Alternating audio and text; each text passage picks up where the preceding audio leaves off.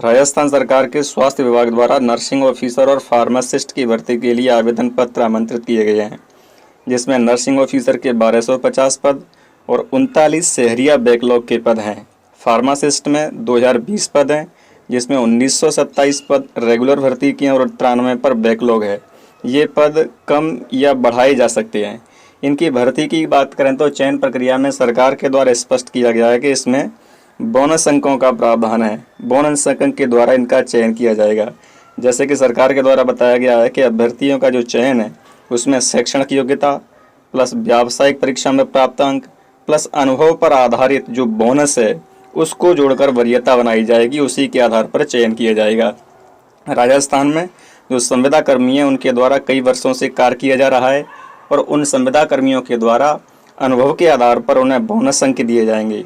जैसे 1 साल के लिए 10 अंक, 2 साल के लिए 20 अंक और 3 या 3 से ज़्यादा वर्ष के लिए अगर कोई संविदा कर्मी कार्य कर रहा है तो उसे 30 अंकों का बोनस दिया जाएगा। राजस्थान में संविदा कर्मी बहुत दिनों से अपनी नियमितीकरण की मांग के लिए आंदोलन कर रहे हैं। सरकार द्वारा अपने पिछले कार्यकाल में भी इन्हें नियमित करने के लिए बोनस अंक दिए गए थे। उसके बाद सरकार बदलने पर ये नियमित नहीं हो पाए और इन्हें पुनः इस सत्र में आकर के नियमित करने के लिए सरकार के द्वारा बोनस अंकों का प्रावधान किया गया है। बोनस अंकों के बारे में सरकार ने कहा है कि राज्य सरकार के आदेश क्रमांक अराजपत्रित भर्ती प्रकोष्ठ 2022-1138 15/11/2022 के अनुसार जो विज्ञापित पद हैं उनमें कार्य करने की सेवा अवधि के आधार पर बोनस अंक दिए जाएंगे। यानी जिसने जितना कार्य किया है उसको उतनी ही आधार पर बोनस अंकों का प्रावधान होगा। जैसे अगर किसी ने 3 साल कार्य कर लिया, उससे ज़्यादा का कार्य किया तो उसे 30 अंक मिलेंगे बोनस के। अगर 2 साल किया है तो उसे 20 अंक मिलेंगे और 1 साल तक उसने अगर संविदा के आधार पर कार्य किया है तो उसे 10 अंकों का प्रावधान किया गया है। कार्मिक विभाग ने विभिन्न संस्थानों को अनुभव प्रमाण पत्र जारी करने का अधिकार दे दिया है। जो राजस्थान सरकार की विभिन्न योजनाओं में कार्यरत व्यक्ति हैं, चाहे वो अस्थायी आधार पर हों, UTVRMS के आधार पर प्लेसमेंट एजेंसी हो या NGO हो या किसी अनुबंध के आधार पर या संविदा पर कार्य करने वाले जितने भी व्यक्ति हैं और राजस्थान सरकार की किसी भी योजना में कार्य कर रहे हैं, स्वास्थ्य विभाग की योजना में, तो उन्हें बोनस अंक दिए होंगे और उन बोनस अंकों को जोड़ करके ही इनकी मेरिट बनाई जाएगी। उसके आधार पर इनका चयन किया जाएगा। ये जो अनुभव प्रमाण पत्र है, अनुभव प्रमाण पत्र आवेदन की अंतिम तिथि तक जारी किए गए आवेदन प्रमाण पत्र ही मान्य होंगे।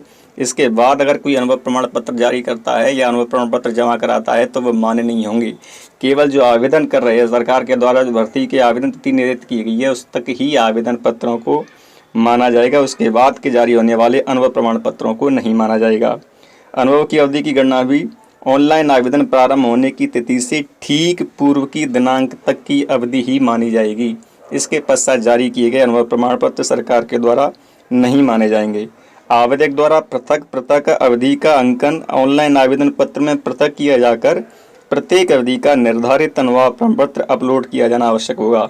जैसे अगर किसी ने 1 साल तक कार्य किया, उसके बाद कुछ समय के लिए उसके कार्यकाल में गैप आ जाता है, फिर वो कार्य करता है, तो उस आधार पर उससे 2 अनुभव प्रमाण पत्र जारी होंगे और दोनों को ही उसे अपलोड करना होगा आवेदन करते समय। सरकार द्वारा संचालित सरकारी योजनाओं में कार्य करने वाले व्यक्तियों को ही अनुभव प्रमाण पत्र जारी किए जाएंगे।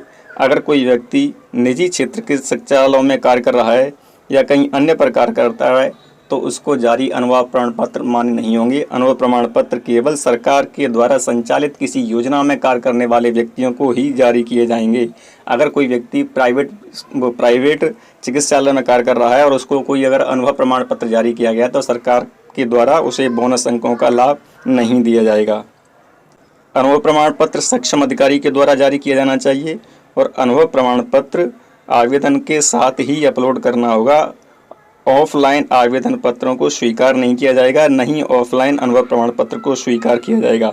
अनुभव प्रमाण पत्र जो अभ्यर्थी द्वारा अपलोड किया जाएगा उसके आधार पर यह माना जाएगा कि अभ्यर्थी प्राधिकृत अधिकारी द्वारा जारी किए गए अनुभव प्रमाण पत्र से पूर्णतः संतुष्ट है एवं इसी आधार पर सत्यापन उपरांत अनुभव अवधि व देय बोनस का निर्धारण किया जाएगा। अनुभव के संबंध में सभी प्रकार की पूर्ति किया जाना आवश्यक है। अगर किसी प्रकार की पूर्ति नहीं की जाती है तो इसके लिए स्वयं अभ्यर्थी को ही जिम्मेदार माना जाएगा। सरकार का इसमें किसी प्रकार का कोई जिम्मेदारी नहीं होगी। पूरी जिम्मेदारी अभ्यर्थी के द्वारा ऑनलाइन आवेदन करते समय किए जाने वाली पूर्ति के संबंध में मान्य होगी। अनुभव प्रमाण पत्र जारी करने का अधिकार सरकार के द्वारा चिकित्सा के क्षेत्र में कार्य करने वाली विभिन्न एजेंसियों जैसे मेडिकल कॉलेज या कहीं अन्य चिकित्सा से संबंधित कोई एजेंसी है उसको जारी करने का दे दिया है।